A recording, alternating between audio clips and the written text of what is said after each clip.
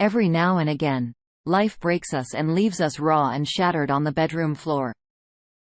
When we're crawling through hell, hearing from those who have made it out on the other side can give us the air we need to keep going. Today on Our Space, maybe one man's trash can be another man's treasure. This is our reconciliation story. It's long, but I hope it helps someone to understand they are not alone. I've been reading this sub for over a year now. Oddly, it was my wife who suggested it. See, it's always concerned her that I never really spoke in depth about how her affair hurt me and changed me to anyone other than her. She's afraid, I think, that I might harbor some repressed hatred for her. I don't. It's like touching a hot stove. Do it once and you never purposely do it again. I am that way about my emotions. I am not void of emotions. I just choose to keep some of them safe within myself. Anyway, I recently created a username and began posting because one particular story, for whatever reason, hit me harder than some others that I read. I spoke with my wife and showed her something I wrote to this user and asked her if she was okay if I posted our story. She was okay with it and actually encouraged me to include more details than I had intended. Her reasoning was that everyone needed the whole picture to understand why she pursued reconciliation with me so hard. Why it worked for us and to understand why I fought it and how I see our love and our marriage so different now. After the first draft of this, I read it and got a very uneasy feeling about how my wife appears in this story and subsequently in our marriage. While she had no problem with this story, as written, I decided to add this on the front end. My wife has become an amazing wife, mother, and woman. She holds a professional degree in her career, and is well thought of and admired in her field. She suffered greatly too. Admittedly, due to her own action and to no lesser degree from me during the reconciliation, she has truly been forged in fire and came out as steel. Her betrayal was devastating, but I think in my case, it was the circumstances surrounding the affair that ultimately allowed me to forgive, not excuse her. Forgive her. I lost a part of the good in me by going through this pain. In contrast, she came out of it, a better person. At times, I resent that. But then I see the positive she has brought to my life over the 23 years since this happened, and it's okay. I'm writing this in chronological order. Obviously, I was not aware of some of the events until later. The details come from writings that my wife did for therapeutic reasons, something she also incorporated into our reconciliation process. We still have the notebooks. We plan on burning them on our 50th wedding anniversary. Background: we married when we were both 20. After about a year, I decided to go back to school part-time to finish my degree. Eventually, we had a child and I felt the pressure to finish my degree. My son had just turned 2 when I started my last year of college. 2 semesters was all I needed. In September of 1993, my schedule was the following. Part-time job from 3 a.m. to 7 a.m., source soccer, full-time job, police department, administrative job, 8 a.m. to 5 p.m. School Tuesday nights from 5:30 p.m. to 10 p.m., and school Saturday from 8 a.m. to 2 p.m. My wife was a nurse's aide at a local hospital working from 8 a.m. to 3 p.m. My mother kept our son. School and both of our jobs, as well as my parents, were all close. No more than a 10-minute drive from one to the other. We had as good a setup as possible for what I was trying to accomplish. D-Day. The weekend before D-Day, we had fought constantly. It was spring of '94 and finals week for me. If I finish my papers and pass my finals by the following Sunday, we would be by completing my bachelor's in science and finally ending this 8-month schedule one was working. But she was upset because I would not take time off from studying to take her and her son someplace. She had been complaining about my work in school for some time now and had gotten so bad that we had to stop having sex 2 months prior. On this particular Monday evening, I was fact-checking a research paper I had completed Saturday that was due Tuesday evening, and she was constantly picking an argument. Finally, I told her to shut up and quit acting like a child. She stared at me and boldly announced, "I hate you, and I am in love with someone else." Just like that. I was stunned. We argued for about an hour until she confessed about what had happened earlier in the day, while at lunch at work. As seen for the past 2 months, she had started an emotional affair with the janitor at the hospital. Basically, it started with him complimenting her and always showing up every time she turned around. This graduated to eating lunch together in the cafeteria, and then regular sessions of complaining about me to him. They moved to complaining sessions to the car about 2 weeks prior. She later admitted to twice kissing him during this time, but today, it turned into a full makeout session culminating in her giving him a handjob to finish while he fingered her and then proclaiming their love for each other. Upon hearing this, I basically broke from the subconscious world. I disassociated from all reality, I think. Later, I will go into further detail regarding my thought process that night. In the meantime, this is what my wife wrote about that moment. It was strange. When I told him what we had done, I was fully prepared for some type of outburst.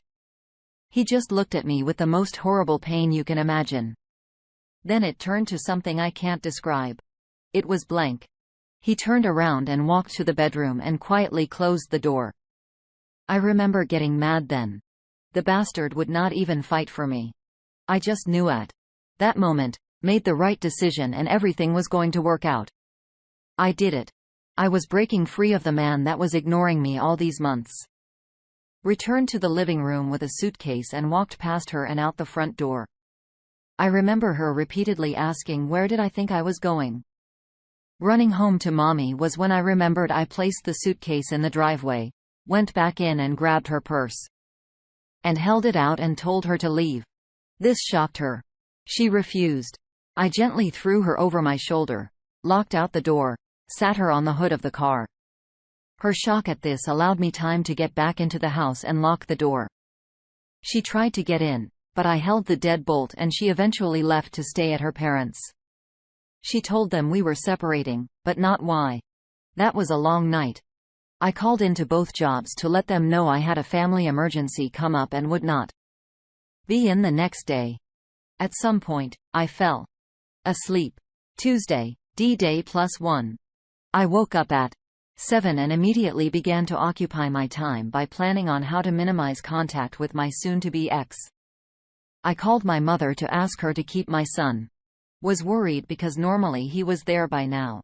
After that, I made a list of things to accomplish that day, and I started working a list. First, I dropped my son off and explained to my mother that I would need to sit and talk to her at length later that day. I then went to the office of a lawyer friend of my family. He had gone to school with my dad, and I knew him all my life. I explained I wanted to file for divorce as soon as possible. He listened to my story and suggested I think about things for a while. But I was adamant. He said he could have the divorce papers completed by the end of the day.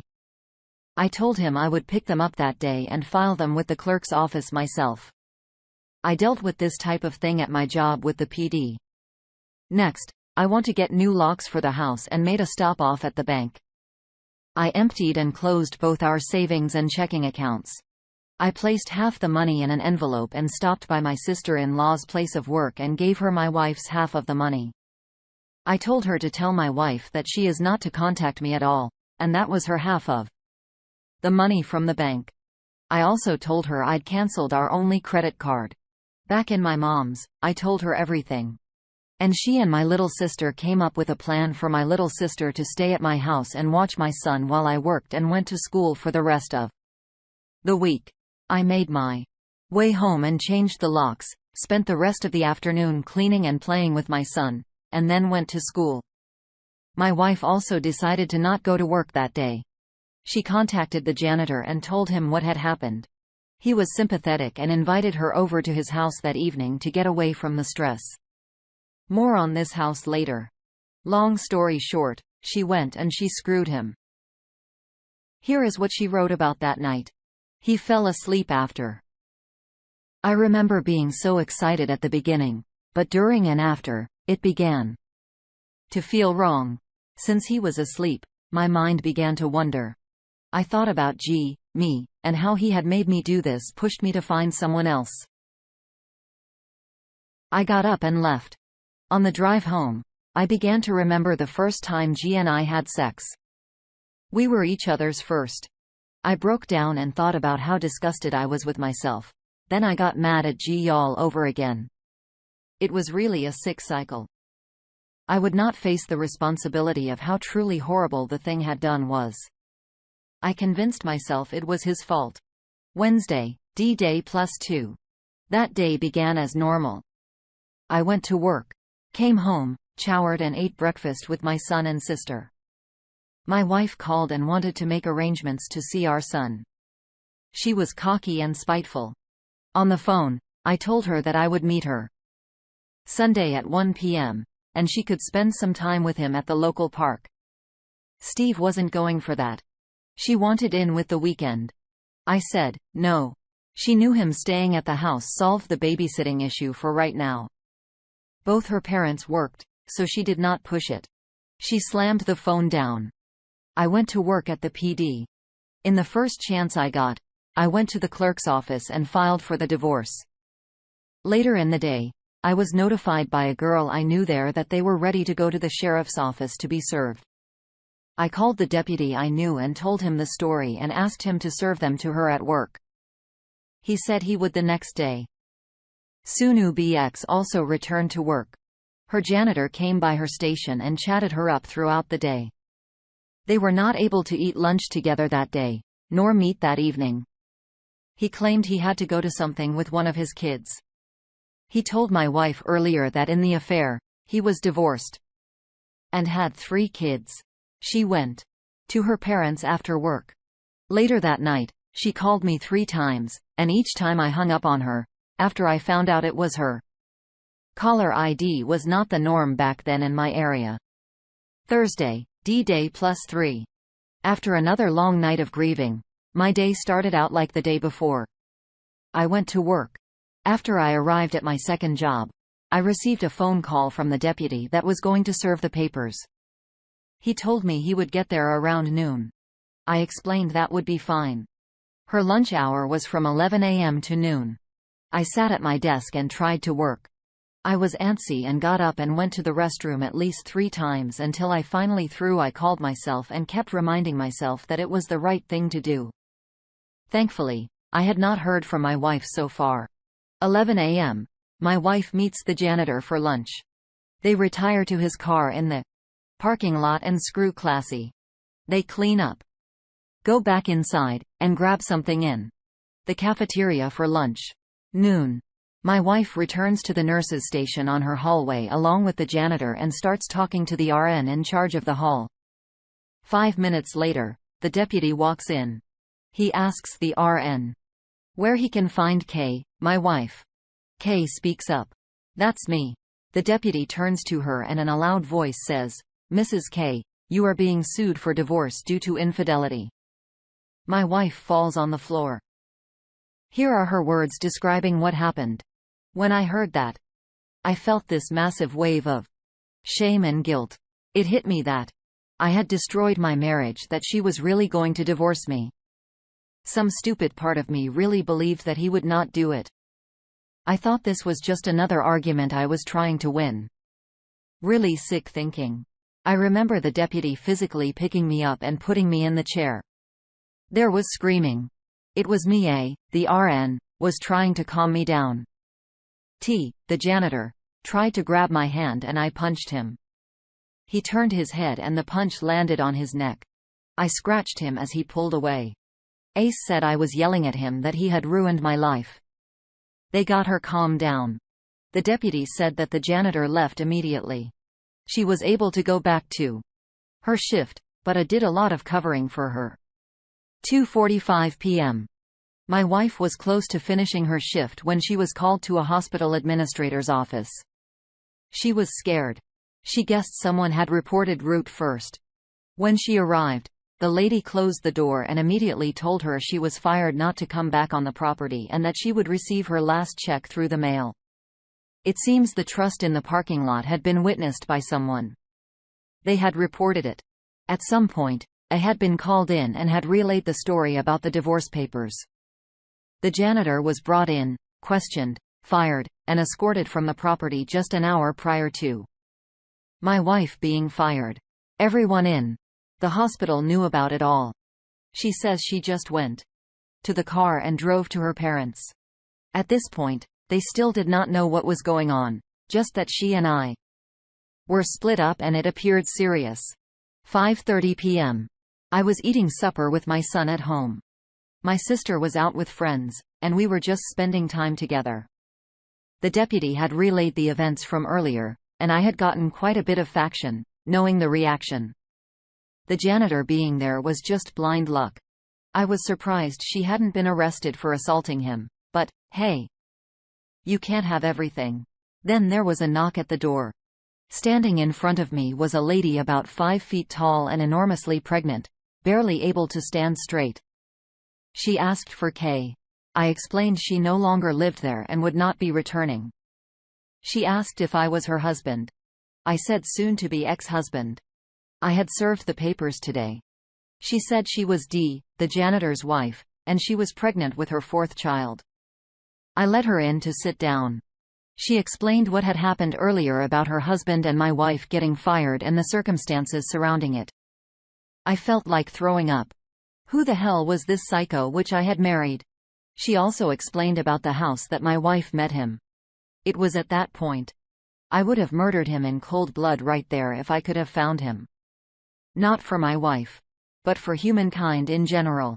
This guy was a piece of crap. Again, more on the house later. She asked me where my wife was, and I explained that she was with her parents. I gave her directions after she assured me she only wanted to talk to her and let her know the truth. My son was still in his chair at the table, and you could see him from where we sat in the living room.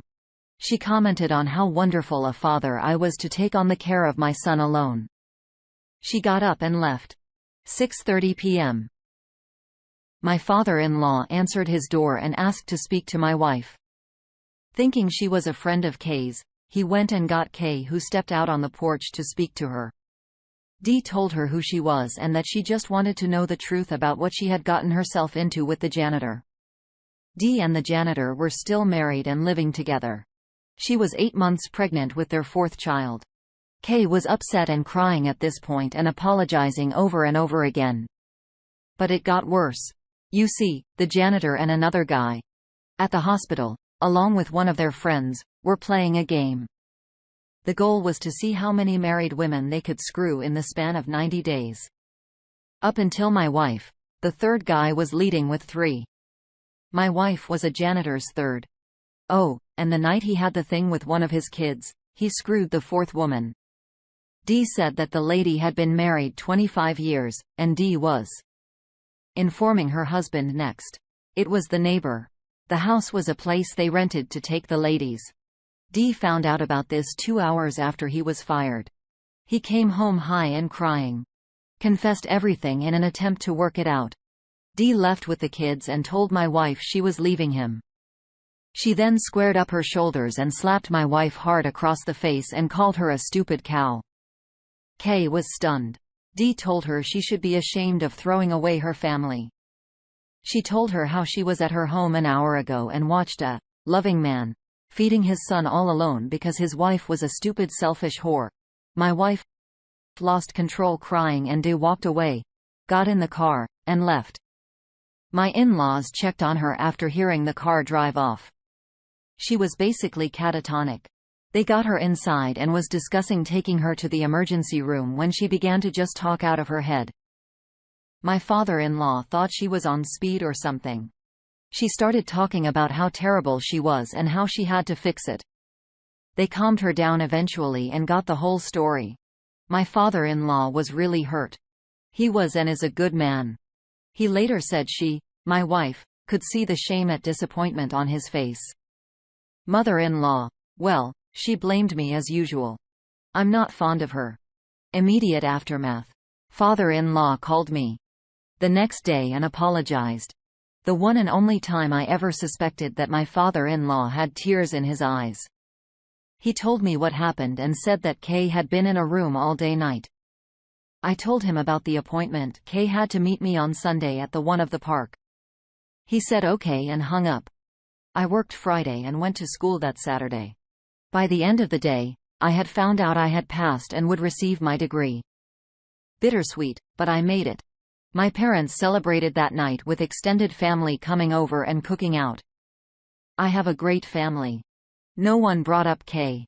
The next day, I did not hear from Kay at 1. I chalked it up to a blessing, something I could use in a custody hearing if needed. At 3:30, her father called. He said Kay was still not responding coherently to them and just walked around in her bathrobe with his notebook in her hands and would not let it go of it.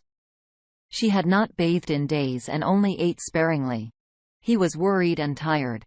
He found himself afraid to sleep in case she hurt herself. He asked me to come see her. I declined. I couldn't feel anything for her. I told him to get her some help, and I would let her see our son when she could get herself together. I really felt nothing for her. That first night, I had gone through my own trial by fire and came out stronger. More on that later. I was not going to care about this person ever again. I did not hear from her or her family for 2 weeks. Reconciliation. 2 weeks had passed since I had last spoken with my father-in-law. During that time, I had quit my part-time job and was actively looking for a new job. I had plans to get my MBA, but wanted to take a year or 2 to get settled in a new job. My son was asking about his mother. I could only comfort him at that point. The longer she went without reaching out to see him was better for my chances to get a good custody deal. I was at the PD when she called and asked to set up a time to meet up and see our son. I asked her if she had pulled herself together enough to not scare him, and she replied, yes. I told her I would meet her at 9 a.m. at the park on Saturday. And to bring her dad. I did not want to meet her alone. My mother went with me. When I saw her, I knew I had made the right decision to limit her contact to only 2 hours. She was a mess. She had lost a lot of weight. She was not wearing makeup. She smelled like ivory soap, no perfume, or deodorant, or any of those feminine smells I always associated with her. I found out later her mother had bathed her and dressed her. Kay was not able to function completely yet. Park meetings lasted about 3 weeks. And I extended them to 4 hours Sunday too. She looked better each week, but I was still concerned about her mental health, and I would not let him stay with her overnight, or see him alone. Eventually, my mother-in-law tired of that and hired an attorney to sue for custody. Now Kay had not signed the divorce papers yet. I was okay with that. In 6 months, I could petition the court for a divorce anyway, but the custody suit pissed me off because she was suing for full custody. I had already told her father I was willing to eventually work up to $5,050 custody, but her mother blew that out of the water. I responded with a request for full custody on the grounds of mental defect. Really, I was ready to rumble. I was pissed and needed an outlet. This was it. On the daily custody hearing, my lawyer said her attorney had come to him with a request Kay wanted to speak to me in private. I said no. He said it might be an offer. I relinquished, but wanted it in the hallway outside the courtroom in full view of both attorneys, but where they could not hear what was being said. They agreed. She started out with small talk, asked how me and her son was doing. I said, great. And getting better every day. She asked about my school. I told her I passed and graduation was next week. She was happy about that. She looked down and asked if she could come and see me walk. I said my graduation was from my family and friends, and she was neither. So, no. I really hurt her with that. We had worked hard together for the majority of our time together and to accomplish that, and me saying no showed that she could not share it with me. She said, please, and I told her again, no. I said, it's special to me. It didn't matter enough to you when you let someone use you like trash. I was really becoming a huge a-hole, and I wanted to her. She teared up, turned around, and walked back to her attorney. The hearing started. I got up and testified. Nothing unusual. Mother-in-law got up and put all the blame on me, said I was seeing someone and it drove my wife crazy. No proof of that, but she was never one to care about truth. She also claimed I had assaulted my wife by grabbing her and throwing her on the hood of the car the night she left. Then it was my wife's turn. Kay began answering questions from her lawyer, but stopped after about the third one. She asked the judge if she could say something. He told her she might want to confer with her attorney first, but she declined. He said, "Go ahead." Here's my wife's words from her notebook. I remember how sad I was after the hearing started. I listened to G give his side of the story, and how he had taken care of J, our son, all these weeks. I needed to make this right. I sat there listening to my mama, and I knew she was lying to protect me, but it was just another lie on top of a lie. I had enough. I had to fix this. Kay then stated that she wanted to apologize to my parents who were in the room. She also apologized to her own parents. She looked at me and said she knew that right now I hated her more than anyone in the world. She said everything that happened was her fault. And at this point, she just wanted to salvage anything she could of what we had together. If it was only to get me to be able to look at her without disgust. She then told the judge she wanted to withdraw her claim and would adhere to any custody arrangement I saw fit to give her. I confirmed with my attorney, and we offer supervised 1-hour visits for 6 weeks with him staying with her every other weekend after that if there were no problems. We adjourned. Looking back, I think that is when I saw a small ray of possibility could be nicer to each other. Not reconcile, but at least cordial. The schedule worked fine. After third week, we were spending that visitation time with just her, me, and her son. It usually extended to 3 or 4 hours. I was not friendly, but I really enjoyed watching my son play with his mom. It helped them both. The only negative incident happened during the 5th visit. She came up behind me and hugged my right arm. I was watching our son play. I freaked out. I yelled at her to never touch me ever again. She hugged her son and left quickly.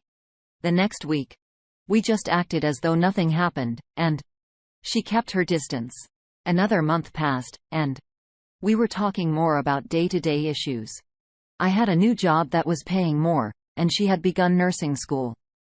She had begun to tell me that the janitor was calling her and would not leave her alone.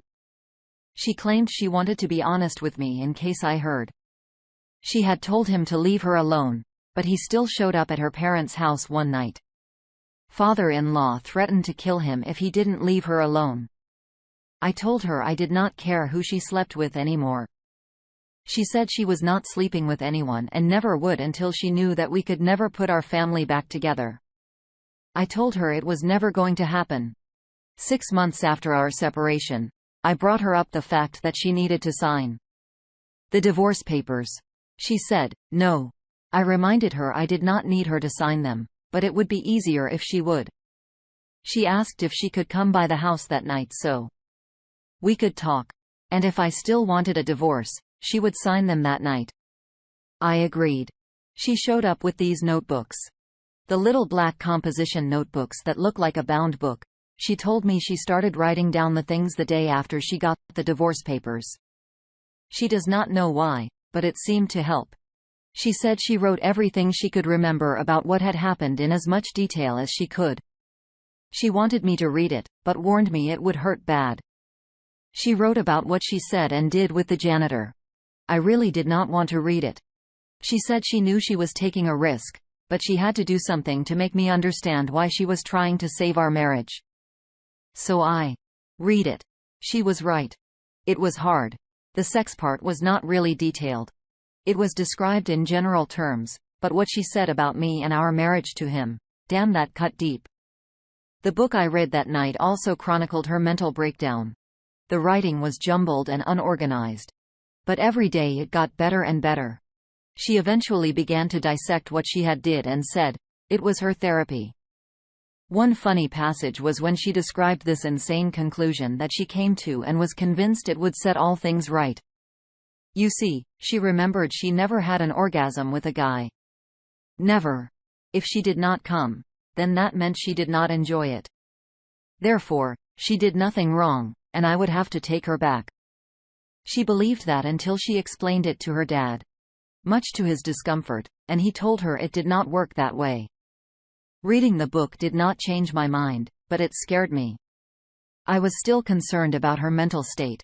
Until I read what and how she wrote during those 2 weeks, I did not realize how fragile her mind had gotten. I agreed to give it some more time. This gave her the courage to start pushing me to write her. Sit down, write a letter, or something about what had happened. She would then get a better sense of how to help me. I thought about this, and I knew I was still messed up pretty bad. And that maybe at least, it would help me move on and still have some type of healthy relationship down the road. Her writing therapy, as I called it, evolved into this. We would meet 2 nights a week.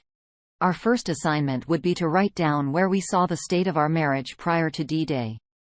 At the meeting, we would exchange letters and make notes.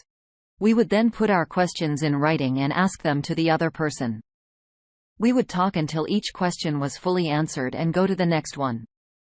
If we did not finish, then we would extend those questions to the next meeting. The rules were simple. Answer, honestly. No yelling, and no declining to answer any question. We started with an analysis of her pre-D-Day marriage and went through each subsequent day until the Sunday I spoke with her father after she received the divorce papers. After that, we would re-evaluate and go from there. I will say I was a complete dick about this. I answered questions, honestly, except for one, more on that later. But I used it to humiliate her. I made her repeat over and over the bad things she said to him about me. I made her give excruciating details about the sexual contact. She boxed sometimes, but she always went through with it. While it was really vanilla compared to what she and I did when we were together, it hurt. Honestly, I thought I could handle it because I was really not interested in getting back together, but it was really bad to hear it. It's hard to believe how cruel I had become, but again, in my mind, it was justified at the time. After about a month of this, I had to admit it helped me some. She proposed to move back in and try the next step. I said, no. She really begged and offered a good argument for it, but I said no. I told her, even if I wanted to reconcile, there was no way I could be intimate with her again. She was okay with that, and I said, I could go outside the marriage while she stayed faithful. That's not me. So, no.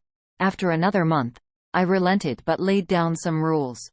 The rules were non-negotiable and set in stone. First, she had to sleep in the spare room. Second, absolutely no physical contact at all. Third, she kept her money in her checking account, but I handled her banking and gave her checks to pay her bills, including rent for the room and expenses and money to spend. This was due to the fact that she had given the janitor $300 out of our savings account a week before D-Day. Plus, I thought she would say no and not move in. Fourth, her mother was not to come into my home until we decided to reconcile. I was still pissed at her. Still am a little. Fifth, all prior custody agreements were to automatically kick in if we did not reconcile. Sixth, if I found someone else, she had 1 week to move out. She agreed and moved in. It was harder than I thought. I no longer had that cooling down period between the times I saw her. She was there all the time. I started small fights all the time, said hateful things to her. I wanted her out almost immediately after she moved back in. I had to do something, so we were implemented Thursday night, fight night. This came out of the meetings we had where we were writing. Every Thursday night, after the kid was asleep, we would sit in the living room, discuss things that we were having issues with or any arguments that were still ongoing. Those had to be settled on Thursday night before bed and could not go any further. We actually still had a version of this today. It evolved into simply asking over dinner if we had anything to talk about that night. The kids never knew where it came from or really what it was. I was still being difficult. I threw her affair at her every chance I could. She took it in stride and never engaged when it got to that point. I would say I was emotionally abusive to her, but she was strong. She knew that we were meant to be. And since she destroyed our lives, She had to build it back on her own until I saw what she saw and joined her. And she was committed to giving me the time I needed. 6 months after she moved back in, I had my own breakthrough. After a particularly hard day of one trigger after another, I had locked myself in the bedroom. I just could not do it any longer. My wife came to the door and knocked and quietly said, "You need to talk. I will be out here when you think you can." And I heard her slide down the door, sit on the floor, and lean her back against the door. For an hour she sat there. It was almost midnight when I opened the door. She asked me if she could come in, and I told her no. And said, "Let's go to your room." We went to her room, and she sat on the bed, and I sat in a chair. And I finally told her what had happened after I kicked her out. The night I found out about the affair. Flashback to the evening of D-Day. After she drove off, I spent a lot of time in my son's room just watching him sleep. I went into my desk and retrieved the checkbook and my bill ledger and took them along with a copy of the life insurance policy and put them in plain sight on the kitchen table. I went and took a shower. I then went into the bedroom and got my shotgun down from the shelf in the closet and laid it on the bed. I dressed in a pair of jeans and a button-down shirt. Put my shirt tail in and all, combed my hair. I have no idea how long I sat there. I then got up, unloaded the gun, and put it back. Stripped off my clothes. And went to bed. Unfortunately, I think this type of thing enters into many betrayed spouses' minds. I explained to her that that was the only thing I had held back during our recovery. For the first time, I allowed her to hug me and kiss me on the forehead. And something other than a goodbye or see you later. It was the first emotional touch I had allowed her to have with me. I told her I forgave her that night, but I did not mean it.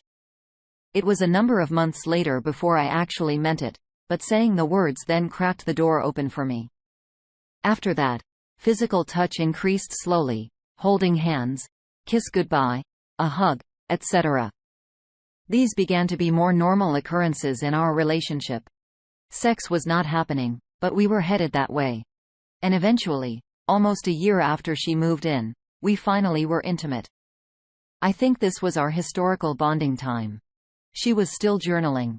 And according to her, we had sex 32 times in 28 days. Years later, we were talking, and she told me that until that night, we had sex.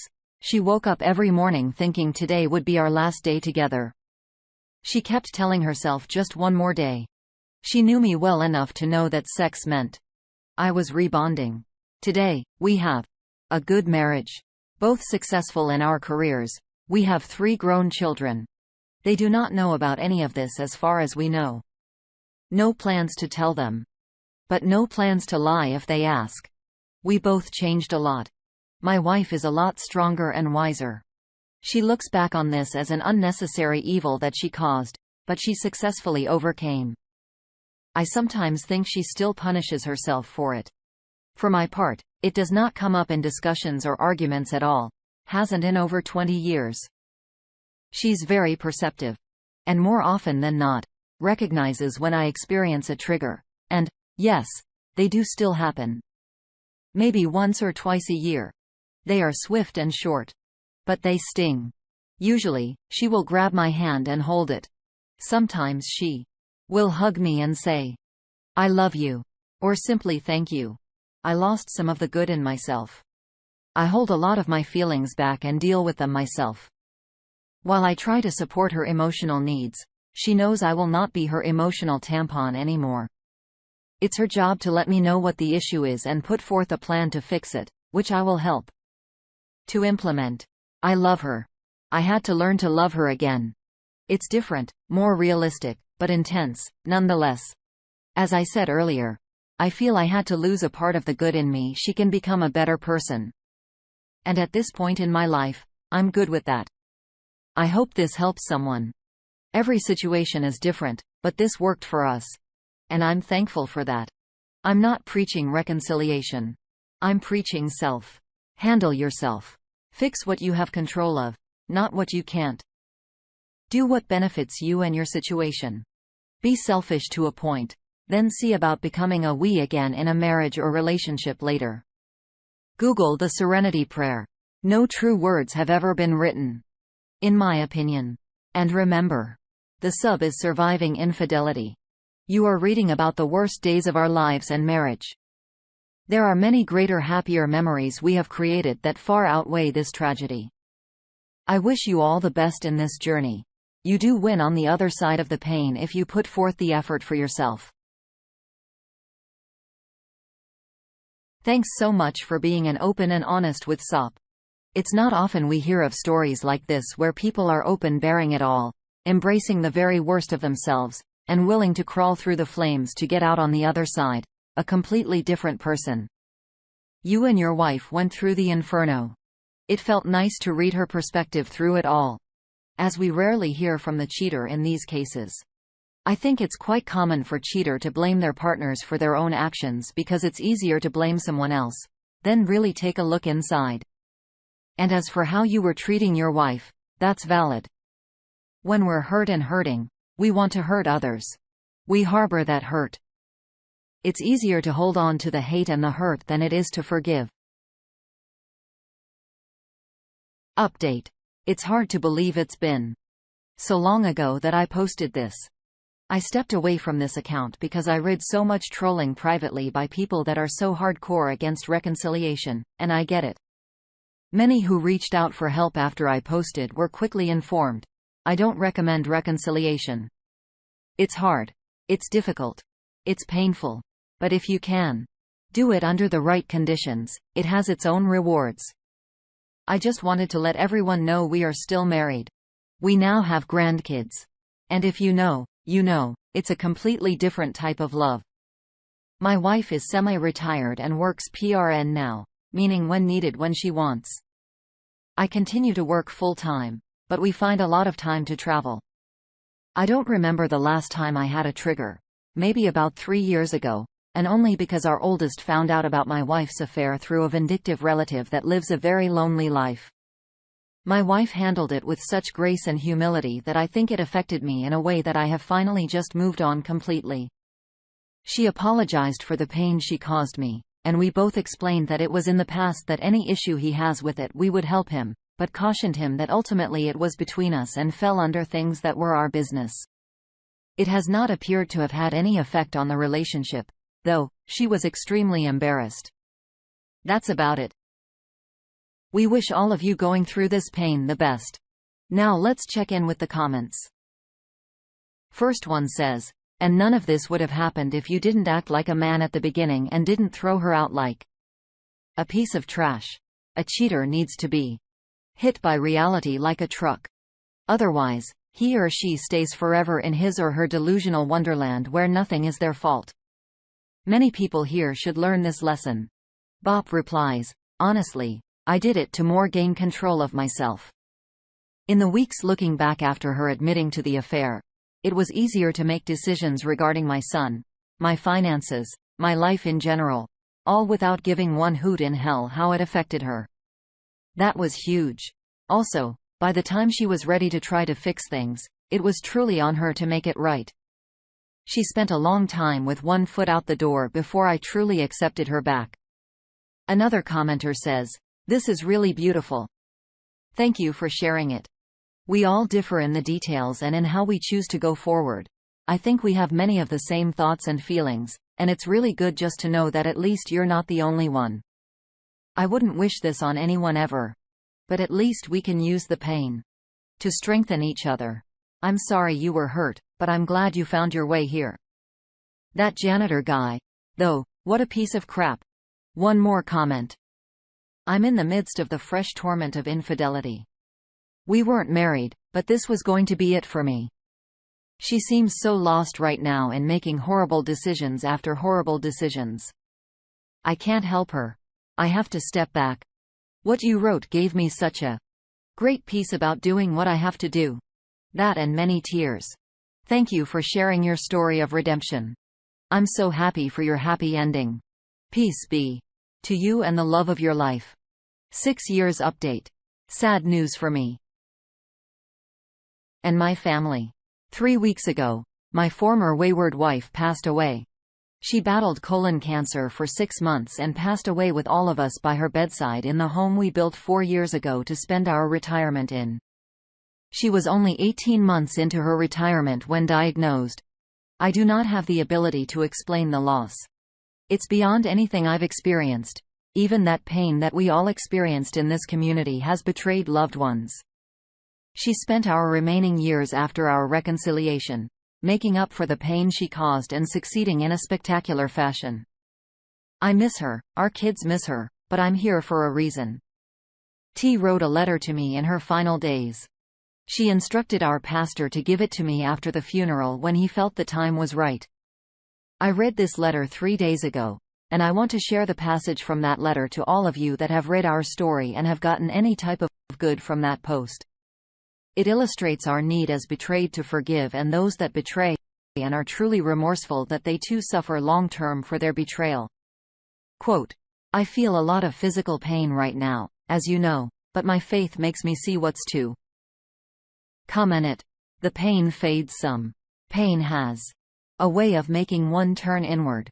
And I have been looking inward a lot in these past weeks. Sometimes I think I deserve the pain because of what I did to you. Did to us so many years ago, but then you pick me up and place me in my chair and help me eat. You bathe me, hold my hand, play your guitar while I lose myself and my memories. I realize this pain is a gift. It's allowing me to experience the essence of love at its purest form. Your true forgiveness for what I did, because only true love and forgiveness is reflected in your actions as you take care of me. I love you so much. End quote. There was a lot more, but I wanted to share this with the community, and thank you for being in our lives, however tangential. And I love you too. T1 quick comment or sums it up, I think. I'm sorry for your loss. We're so sorry to hear for your loss, OP. Thank you for taking us on this journey with the two of you and for giving those who are going through the same hell a little glimpse of hope. You are a great man, and we hope that people could find the solace in your words and bravery. We will keep you and your family in our thoughts. Wishing you peace and comfort. Send up to your love and light in the comments below. And thank you for joining us today on our space. Be sure to like and subscribe and hit that notification bell so you don't miss out on our next video. Until next time.